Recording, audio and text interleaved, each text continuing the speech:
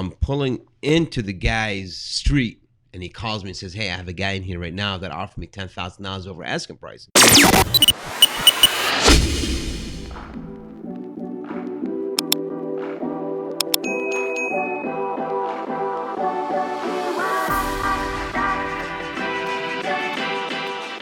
You're listening to the Michigan Real Estate Investor Network podcast, #the network. We are coming to you from the network studios inside Michigan Investment Title.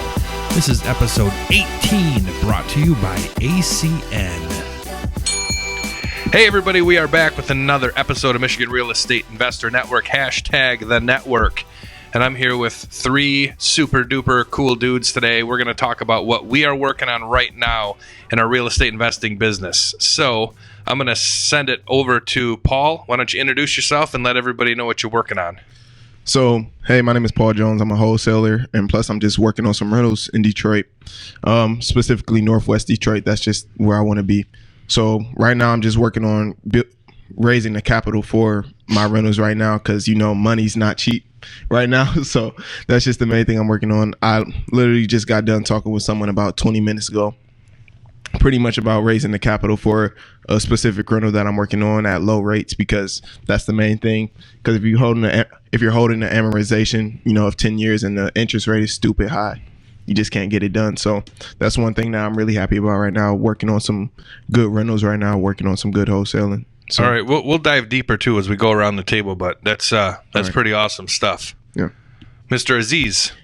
How you guys doing? My name is Mike Aziz. I'm working on doing a couple flips in Detroit right now. There's a few properties that I've been working on for the past couple of months, trying to close them, and it looks like we should be closing in about 2 weeks on 2 or 3 more deals. And I also have my own insurance agency that I do full-time also, and we insure investment properties, commercial, anything else that you have questions on. Just I have resources that do the life and health, and that's what I don't like to touch.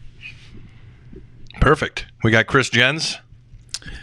Hey everybody, I primarily work in property preservation and maintenance. I'm looking to do buy and hold investing. Right now I'm trying to focus on parts of Detroit, specifically the Cornerstone neighborhood.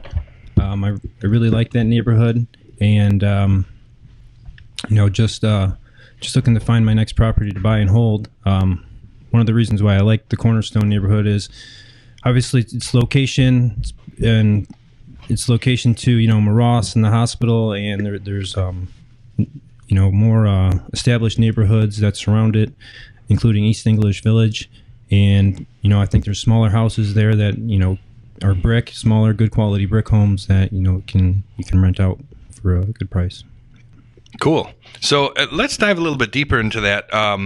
The Cornerstone neighborhood, I'm not very familiar with that neighborhood. I don't do a ton of investing in Detroit, although I have done some. I'm a little bit more east side just because of where I grew up. But where's Cornerstone, and why are you excited about that section? So Cornerstone is on the Upper East Side. It's right at basically 7 Mile and like Chandler Park, or 7 Mile and Mac area, and it's a really small neighborhood. It's just north of East English Village. And so if you're looking at, the boundaries would be kind of like Cadju, Mac, Maross, and then I think 94 would be, you know, off to the east. Why I like that neighborhood? I like that neighborhood because obviously there's, you know, a solid business foundation, like the hospital. The hospital is right there. St. John's So this Cornerstone looks at St. John's, for those of us who don't know that neighborhood. Correct. Okay, so you're looking at St. John's Hospital on Maross and Mac. Yep. Okay.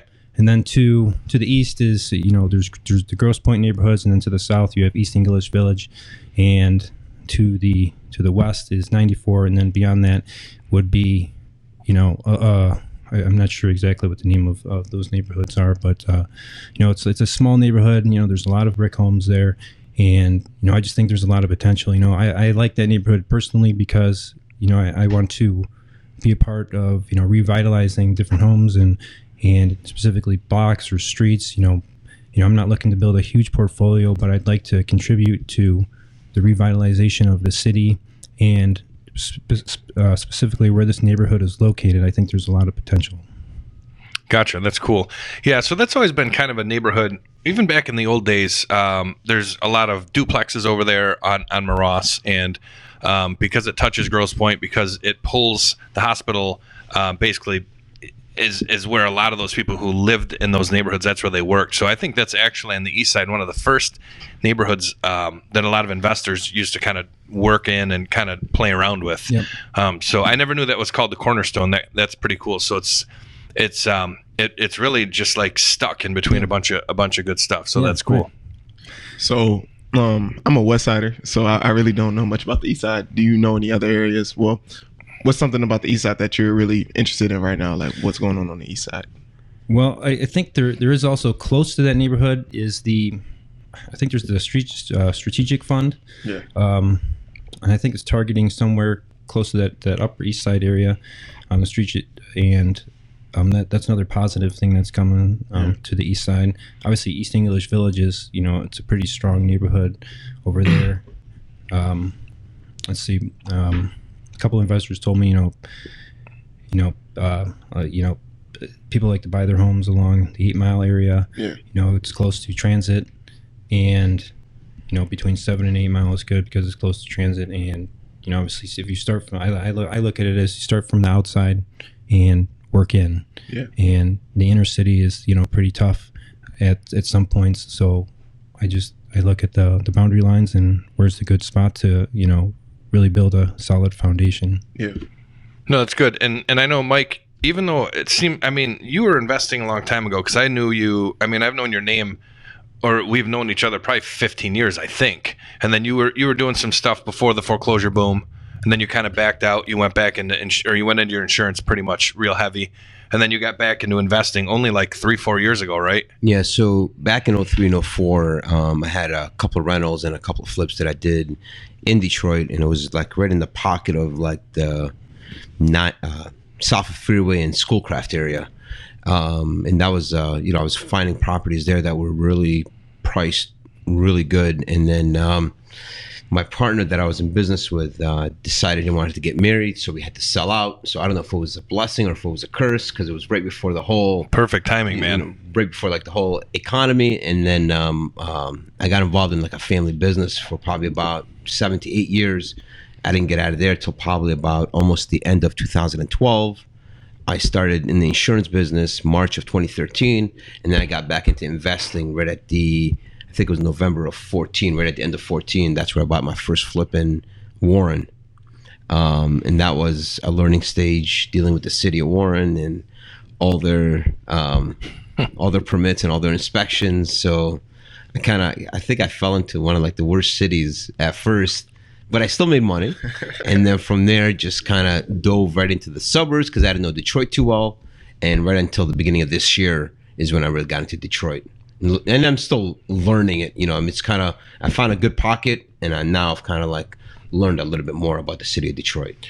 So what's one like, it doesn't have to be a deal you did, because I kind of wanted for us to talk today just about like cool, weird stuff that we've run into, or deals that you're working on, or maybe some, like you said, I know you deal with private sellers like I do, and you might have something on the back burner for a year with somebody and you just keep checking up with them, right? So I guess like what's one cool thing that you've thought about or almost done, or that you're working on in like the last year or so, like just a weird deal or a big cash flow deal, or what have you run into out there? So I got a property that we found back in March, and my partner at that time, he started the communication process with the seller, and then I kind of took it over from there, but we still started working with him, and it's been since March or April that we've been communicating with this guy. And now every time I walk in the house, he says that it's my house. Like I've already bought it from him, but we just haven't signed like the paperwork, because we built a good rapport with the guy, that now I've extended our contract with him 3 or 4 times, that I can just walk in the house, I'll just give him like the contract, he'll just sign like the extension.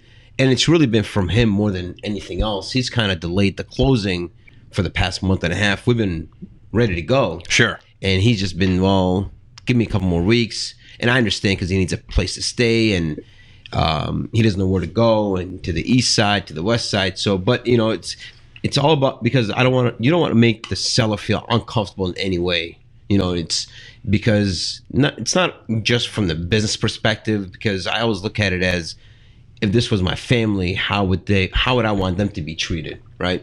So it's always with respect and with courtesy. Absolutely. So and if you treat it that way, and if you approach them with a respectable way and show them that you really care, and I've even had lunch with the guy twice, so he knows that I'm not the kind of guy that's just in it just for the dollar. He knows that's how I feed my family, and he knows that I have to make money, but he also knows that I'm in it to help him out, and I've gone above and beyond in certain ways for me to make sure that he's taken care of.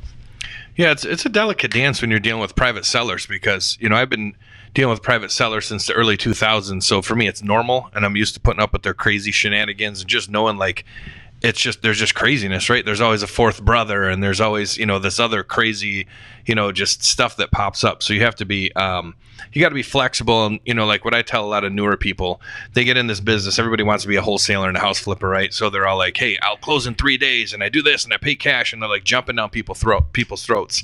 So I try to explain to them, listen, you got to tell these people, I'm ready to close whenever you are. If that's 9 months down the line and you got to go to Coney Island with the guy 3 times, there's nothing wrong with that. And I mean, you're a real businessman, and you've been around a long time in all different businesses. So I think we're similar to where you might learn something from that guy in life, and that'll help your business. It has nothing to do with real estate either. Big time. Because we can learn from everybody. Just because we're in a different spot than they are, possibly, doesn't mean you can't learn from them. And like you said, you got to treat them with dignity and properly. And how do you know, or how do I know that guy doesn't turn you on to 30 houses, and maybe you're not ready for him, and you call me? Yeah. Next thing you know, we're doing 30 houses together. So that network, I mean, it's just so important, even with your sellers. So I try to turn all my sellers into bird dogs, right? Or possibly private lenders, or who knows what, because we're giving them cash. So, I've turned sellers into private lenders and said, what are you going to do with all this money?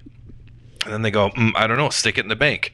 What do you mean stick it in the bank? Well, I'm going to get a CD. Okay, so you want to make 1%? What if you could make 10 times that amount, or 5 times that amount, or whatever the number is? So I think it's really wise and important, and not that you're old, but compared to some of the new guys, right, who've been just getting, right, we got an 18-year-old sitting with us.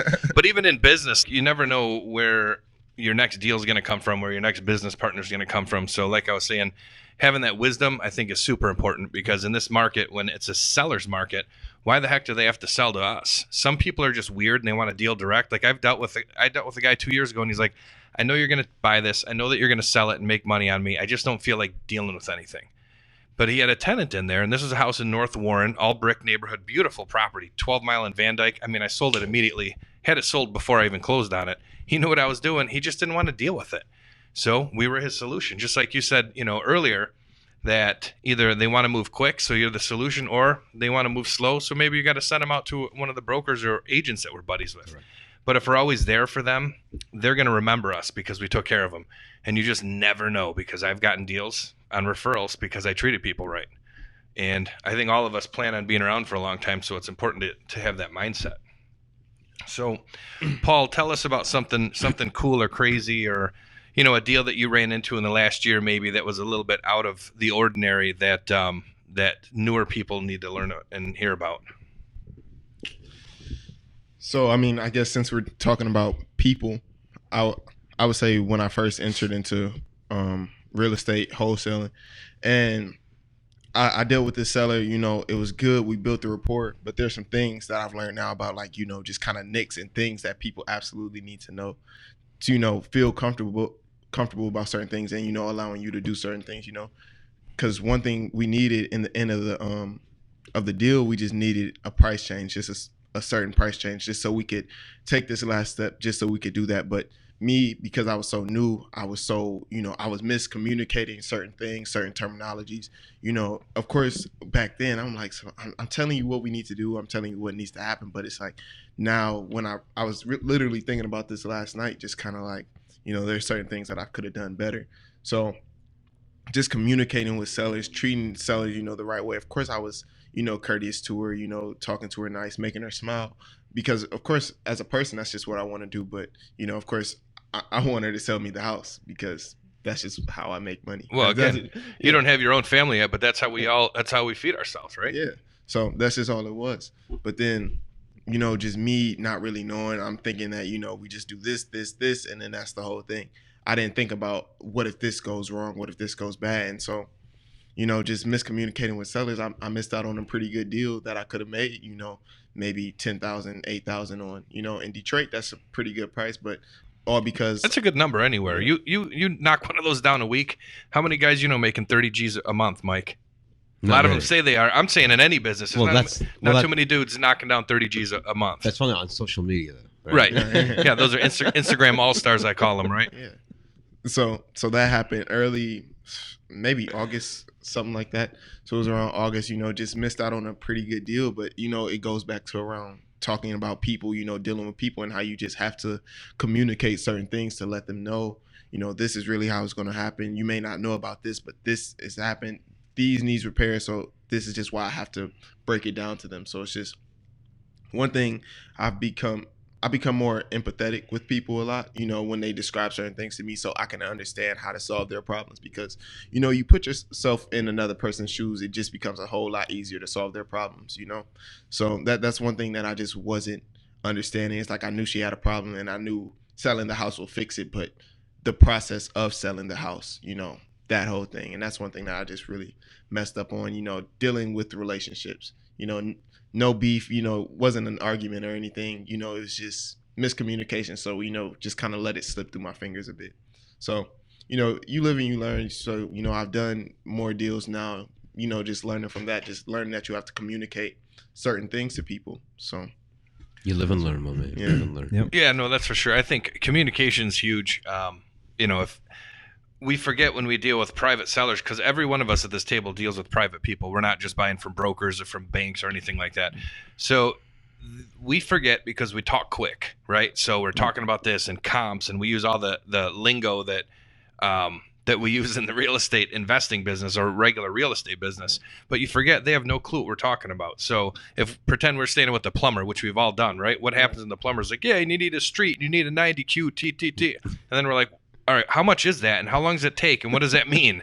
Because you're talking, silly to me, because that's what contractors do, because they're not salespeople like we are, right? We got to be relationship focused and minded. So it's like the slower and the more simple we explain it. And I don't mean like they don't understand things, but you got to take all those words that we use and break them down just to normal vocabulary, because a lot of people don't know what we're talking about. And like I'm bad. I'm talking fast right now. I'm speaking quickly, right? Because that's just how I am, especially when I'm passionate about something. So I know when I'm with the seller, I almost have to think and talk like this, because they need to be comfortable, right? And they have to understand how mortgages work. And again, why I work with Michigan Investment Title, because when they want to double check with me and call the title company, and I'm going to explain to them exactly how Michigan Investment Title is going to explain things to them if they call, not to say behind my back, but they should. I have people tell me that all the time. How do I know you're real? I'm like, well, I have a real estate broker's license. I don't list homes for anyone. I only have it for my company. Look me up with the state. Call the state, see if it's active, see if I have anything against me. Not that that's the end all be all, but I try to show them, just like Mike's got his insurance producer license. You wouldn't have that if you were a felon, right? You wouldn't have that if you were scamming people. Chris is a licensed builder. I know that. So he wouldn't have that. It's the same thing. So we got to use that. Paul's still young, so he doesn't have that yet. But you can even build like your credibility kit, which a lot of us don't use. I have one, but every investor should have one, because now a homeowner can say, okay, so I mean, like I honestly know one of Paul's teachers. She comes to one of our RIAs, right? Her name's Ms. Benson. He can put her on there and she can say, I've known this young man since he was 15 years old, 13 years old. He's a good guy. He can put previous sellers on there, right? He can use me. He can use you guys. He can use Erica from Michigan Investment Title or other people. And now the seller just feels better because, again, you got to explain everything to them slowly so they're not nervous. There's so many scams out there nowadays. A lot of the people we deal with are in some type of situation. So they're like an ostrich with their head in the ground and they don't want to handle anything. It's like I tell people when I buy a house from someone who's 3, 4, 5 years back on taxes, property taxes specifically. They haven't paid their property taxes for 1,500 days. They know they're doing something wrong. Even if they say they don't, they know, right? So you got to be there for them. And like Paul said, you got to use empathy. I think that's super duper smart for him to say that. And again, wise for a younger person or someone newer in this business, even though he's been doing this business for like a tenth of his life, right? Because you got to be able to truly put yourself in their shoes. And you can't be like, I mean, we're in business to make money, so you can't be super sympathetic and like sit there and cry with them. But you have to understand, like, what would it be like if you were sitting down with your own mom in this situation? How would you treat her? Even though we don't get the deal, because we get only 1 out of 10 or 20 houses we walk into, right? Hopefully it's more than that, but you got to treat them right, you know? So, I mean, I think that's just super important and awesome that you brought that up. I want to say something about wholesaling too. You know, when I first started, and I am still pretty new to this, you know, I always thought, you know, wholesaling or generating your own leads, you know, by communicating with the sellers directly was, you know, kind of like a rite of passage. So, and I thought every investor, you know, should do it and should know how to do it. So, you know, I considered myself a wholesaler, kind of started doing that, you know, marketing to different people, doing this. And, you know, it's super difficult because that really wasn't my end game. And I wanted to build I still, you know, want to build a real estate investment portfolio, you know, and buy and hold properties. You know, I don't want to be a wholesaler. So I thought that was kind of something that I had to do. So, you know, I marketed to people, you know, got calls, you know, took calls, you know, it's really, it's hard work. You got to be there to take the calls. You got to be able to call them back.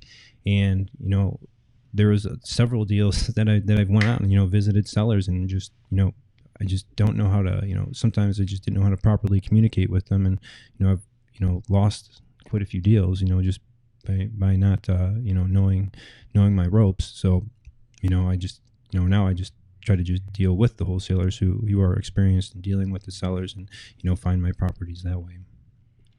Yeah, and that makes sense. You know, it's not for everybody. It's not easy, and you got to focus on it. You got to study it. You know, I do sales training all the time. I've been in sales my entire adult life. So, you know, every day I still work on it. And whether when the economy changes and it becomes a buyer's market, because it will, right? It always does. There's always cycles. You can still use those skills that you learn. And some people, they might be more operation minded or more finance minded. So they're going to have somebody like me or Mike or maybe even Paul in front of them to do that. Whether it's as a wholesaler or, listen, you want to hire me, you pay me enough money. I got a for rent sign on my chest right now. Right. But in all seriousness though, you know, you can use those skills because I talk a lot about, so I'm wearing my Gary V shirt today, right? I got to point that out. I got my props on. That's a nice shirt, by the way. Thank you. I got it gifted to me. I don't even know who sent it. I got my flip nerd glasses. So I'm part of a nationwide mastermind called Investor Fuel, ran by Mike Hambright, started Flip Nerd and a bunch of other stuff. So, you know, I've been investing longer than 95% of the people in those rooms. There's about almost 200 members now. So something I always talk about is building up your buyers list and building your buyers. And everybody says you don't need to build a buyers list as a wholesaler because when you have good deals, they'll sell, which is true. What happens when the market turns? When I came up, you couldn't sell a house if it was a good deal because all we had were houses because it was the foreclosure days, right? It's the foreclosure boom. So I've spent all my time building relationships with buyers. So when I get a deal, and you guys know this, most of the time I'm wholesaling houses. You don't see them. Sometimes when they're rentals, they're there because it's a lot harder to sell a rental with a tenant in it, or you know, even if there's not a tenant, because flippers want to buy them and flip them and make money. So like Mike, typically he's flipping houses. That's what I always did. I hated rentals, right? You got a couple rentals, but my point is, like, if I find a good deal in Bagley and the numbers are right, you'll take it. Correct. Case closed. I know that. So if I have a good deal, bam, I can go right to him. I don't have to market them out there. So I think again, just with those sales skills, with those relationship skills, they translate to any part of the business. It translates with networking. Every single person I do deal with, I've networked with, one way or the other. And some of them maybe will come into my life without me knowing them from a networking group or whether it's online or offline. But as soon as they come into my life, now they're networking. You know, the last house that I sold, or a few ago anyways, sold to some buyers who I'd already sold another one to. And as soon as I met them, I invited them to every single different group, not just the ones that we're in or we run, all of them. Because I told these guys, this is where you got to be. So I bring them right into the circle. Now they're meeting all you guys. You know what I mean? And like off camera, you guys are talking about properties in another city, right? And you've got access to some stuff possibly, or you've seen some things. Mike knows some things, you know, bam, it comes together and that's what it's all about. So, I mean, networking for me is super important and a big part of it. But there's a little bit of salesmanship in there. And even though Chris doesn't think he's a wholesaler or whatever, or can go in living rooms. You totally can. It's just what you got to focus on. But you're a good salesman because you just do what you say you're going to do. So that's a huge part of it too. Because you can hustle. It's easy to hustle in the street, but it's a lot harder to deliver. So, I mean, even like, go ahead. You're going to say something? No, I was just going to say Christians is a nice guy. I'll let him in my living room. Right. You trust him. I mean, listen, that's a big part of it. You know, I've had a lot of different partners, and one of my partners was very unassuming, and he did very good in living rooms. And what I mean by that is when you looked at him, you didn't think he was a shark. So, you know, there's a reason I don't put on one of my slick suits and shine my shoes up and get my hair like Mike, get my hair all gelled up, right? So when I go in there, I don't act like that. I don't look like that because I don't want them to have preconceived notions that I'm some kind of, you know, slick talking car salesman. I go in, I'm wearing normal clothes. And like I said, when I talk to them, I sit down, take my time, don't talk fast, right? Speak at, you know, at a normal pace and just take my time and listen to what's going on with them.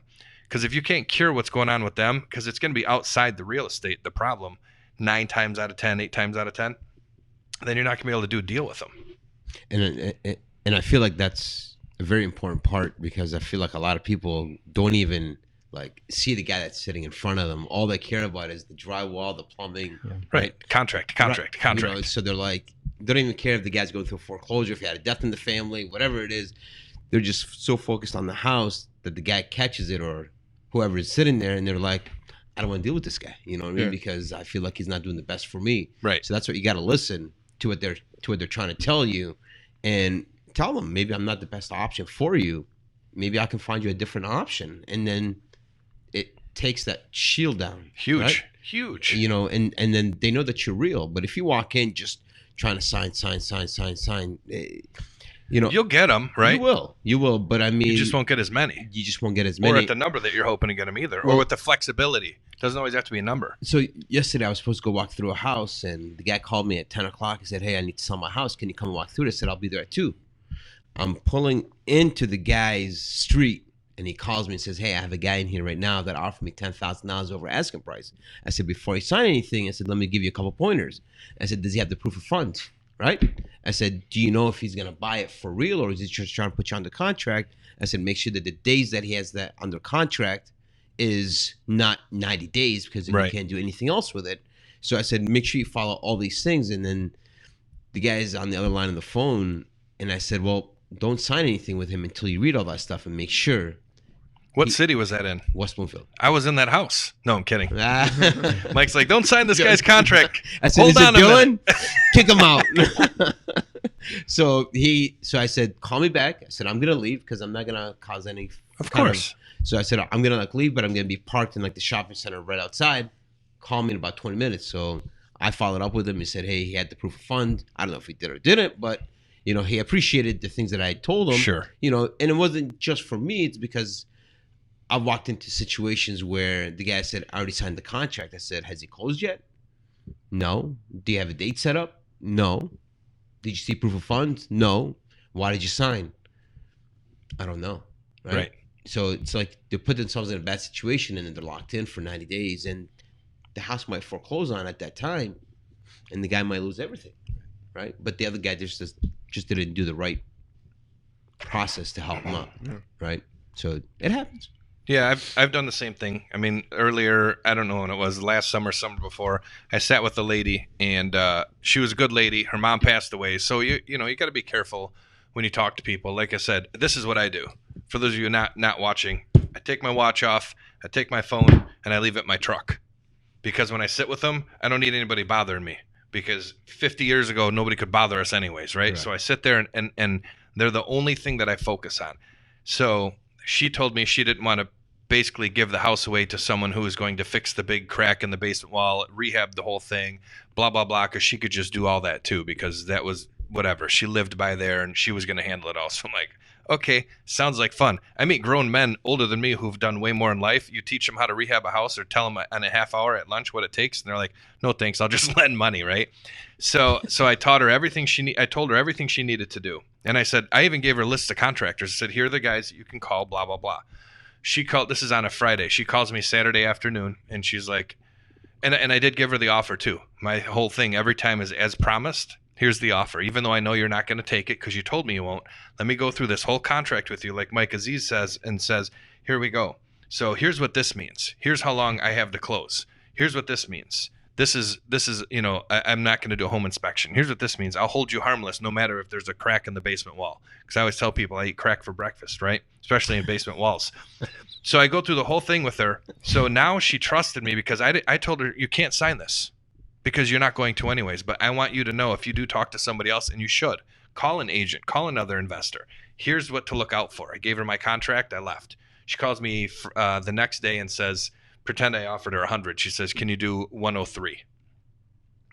What do you think I said? I waited for about 10 minutes and talked to her, but then I said, I think we can make it work. Yeah. We met up. It wasn't that next day on Sunday, but she wanted to meet Monday because she was going to work that day. Went, signed the contract. I had to wait like 90 days to close on that one because they were having a big, what's it called, sale with all the stuff. The estate sale? Estate sale with all the junk in there, blah, blah, blah. And, of course, the estate sale person told her it was going to be in like 3 weeks. It was like 6 weeks. I had my buyer lined up. Everything was good. I'd already wholesaled the house. Everything was perfect. But my whole point is, like, I sat with her. I treated her okay. Even though she told me she was not going to sell to me, I did everything I was supposed to do that I promised to do, handed it to her, told her how to do it all. And then I left, right? Still ended up buying the house. So that's just how things go. That's my watch falling because I don't take those into appointments. But so I want to keep going around the table with this. Chris, what in the last year or so, even if it was a couple of years ago, like, why don't you tell us about a cool deal that you heard of or that you looked at? Because I know that you like to go through and work the numbers on deals. He's one of the best guys I know, like, you know, putting numbers together, working spreadsheets and that kind of stuff is more of a buy and hold versus a flip.